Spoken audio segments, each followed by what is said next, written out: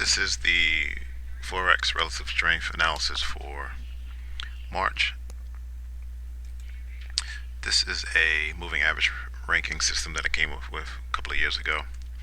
Depending on where price is relative to the 50, 100, and 200 moving average, and depending on the order of the moving averages, I give it a value anywhere between a -7 and 7. The analysis consists of major currencies against the US dollar.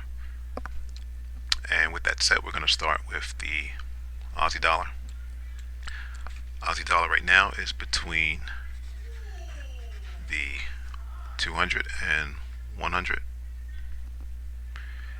And the order we have is the 50, 200, and the 100.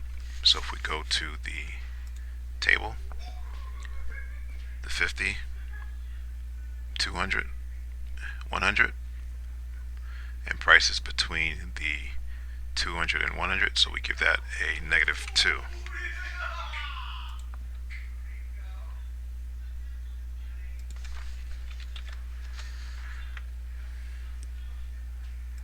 Alright, we're going to go back to the chart and we're going to look at the British pound next.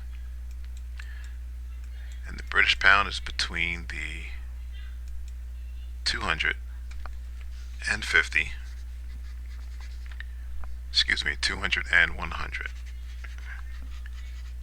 And the order is the 50, 100, and 200. So if we go to the table, we're looking for the 50, 100, 200, prices between the 50 and the 100. So we give it a ranking of 6.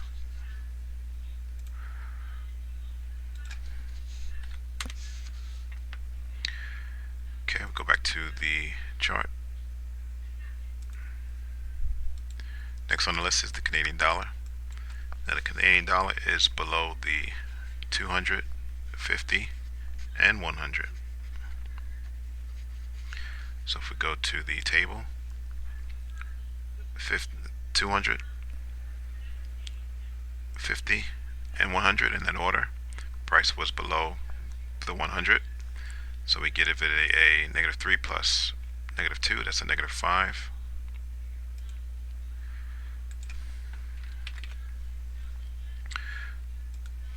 Go back to the chart. The euro is next, and prices between the 50, 100, and 200.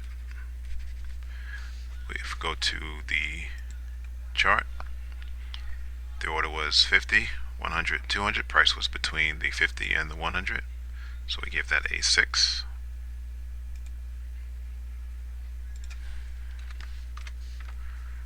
Let's go back to the chart. We have the Japanese yen. So price closed above the 200 and it's between the 50 rather. The order of the moving averages is the 50, the 200, and the 100. So if we go to the table, we're looking for the 50, 200, and 100 in that order. Prices between the 50 and 200. So we give that a 3 plus -1, that's a 2.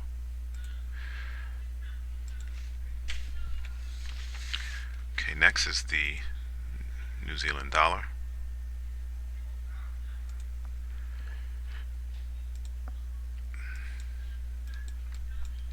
Okay, we had a 100 crossing over the 200 moving average. Prices between the 100 and the 50. In the order of the moving averages, we have the 50, 100, and 200. 50, 100, 200. And price was between the 50 and the 100. So we give that a 6.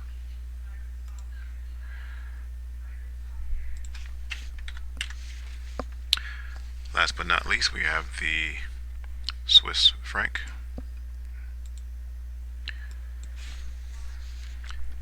So we have the 50, 100, 200 prices in the middle of the 100 and the 50 moving average. So if we go to the chart, in the order we had 50, 100, 200 prices between the 50 and the 100, so we give that a 6 as well. So now we rank them from largest to smallest. And what we can see is that the Canadian dollar is the weakest out of these currencies here, which kind of makes sense, right? Because oil has been declining in the last several months. Last 4 months were negative. Last 8 out of 9 months were negative for crude oil. So with the dollar strength that we've been seeing, I would want to go short the Canadian dollar. Right? If the US dollar is getting strong, you have the pound, the New Zealand, the euro, Swiss franc trading along in that strength. But I want to trade against the US dollar strength by shorting the Canadian dollar, and then next would be the Aussie dollar. So with this table here and these rankings, this kind of gives me an idea of what I'm looking to do in the following weeks, because I want to, again, short the weakest currency against the strength of the dollar. In that case, that would be the Canadian dollar. If I was doing Forex, well, I would want to go long these pairs and short these pairs. The extremes would be going long these 4 pairs here and shorting the Canadian dollar against those pairs. Until next time.